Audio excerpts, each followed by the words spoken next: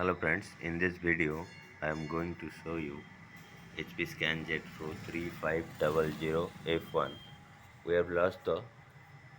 have lost the main cable, USB 3 point cable. So in this case we have just, you can see this is the original port and we have lost the cable. In this case we have used normal printer cable, USB 2.0 cable, and connected with lower down phase. It's quite little bit slow to scan, but your work will not stop.